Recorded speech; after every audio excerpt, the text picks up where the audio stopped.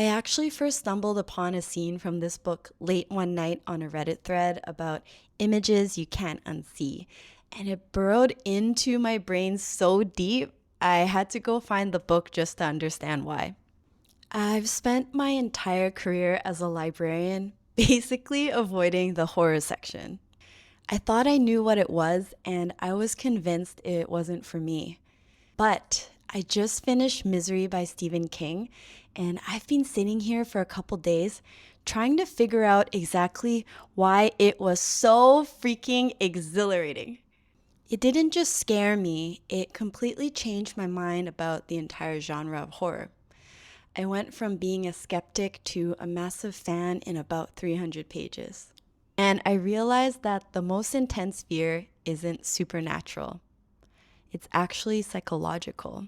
And honestly, I'm really fascinated with figuring out where that spark of terror actually comes from. So before I can explain why I was so hooked in by this story, I have to describe what it felt like to be inside of it. We're in this snow-covered, isolated house in the Colorado mountains. Paul Sheldon, this famous novelist, crashes his car in a blizzard and gets saved by a woman named Annie Wilkes. She's a nurse, and she tells him constantly that she's his number one fan. And at first, I felt this sense of relief for him. But then the silence of that house started to feel very heavy. And very quickly, I realized I wasn't reading about someone being cared for. I was reading about someone being kept. And it became super claustrophobic. Because I wasn't just reading about a man in a room. I felt trapped there with him, realizing that the person who worships your work doesn't actually see you as a human being at all. This is the part I'm trying to wrap my head around. I didn't expect to enjoy being this stressed out. It's this really weird biological high, kind of like a safe nightmare, because my heart was racing and my palms were actually getting kind of sweaty and clammy, and my brain kept screaming to just run and get out of there, but I couldn't stop reading the book. I realized that for me, horror is like a simulator. I got to test my own emotional limits without any real danger. There's something so addictive about that feeling, experiencing the terror while knowing I can just close the book whenever I want. But knowing that with Misery, I couldn't peel away from the book at all. I think the reason why I couldn't stop reading it is because Stephen King pulls off this really rare horror trifecta. If you saw my video on Pet Sematary, you know I've been really interested in the three types of horror he's described before.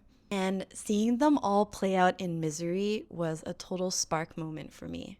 First, I felt the terror, just pure dread. Every time I read about Annie's footsteps in the hallway, I would just hold my breath.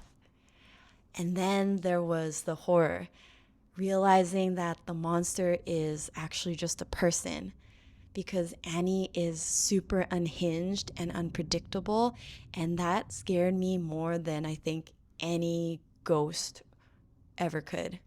What people are capable of when they lose their grip on reality is so terrifying. And finally, there was the gross out. There's this one specific scene, and if you've read it, you know, and that scene hit me in such a raw physical way. I was physically squirming in my chair and screaming while I couldn't stop reading the rest of it. What really keeps me thinking about his book is the bridge between this and the other stories I've been reading. In Pet Sematary, I saw the horror of refusing to accept loss. And in Misery, I found this dark mirror of refusing to accept an ending. I think it was such a terrifying realization for me that in love, when you take away that empathy, it can turn into something like possession so quickly. It's that dark side of being a fan that I never really considered before. And just a tangent here, I have to know if I'm late to the party, but did you guys see the movie first or did you read the book first?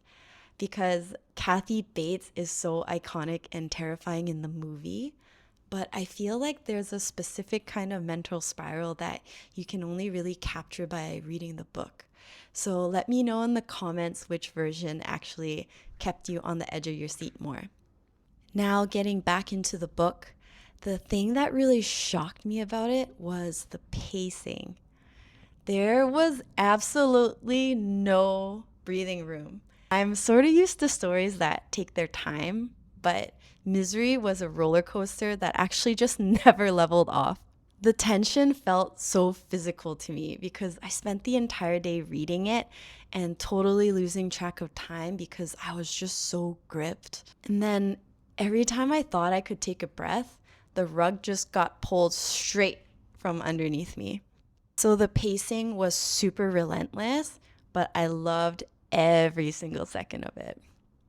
I think Misery made me realize that stories that stick with us aren't always the nice stories, and that they're the ones that force us to look at the things we're actually afraid of, like obsession, control, and how easily they can look like love sometimes. If this sparked something for you today, liking the video really helps a small creator like me. And if you enjoy finding stories to help you articulate experiences you don't quite have the words for yet, I'd love for you to subscribe. Thanks so much for hanging out in the stacks with me, and I will see you in the next chapter.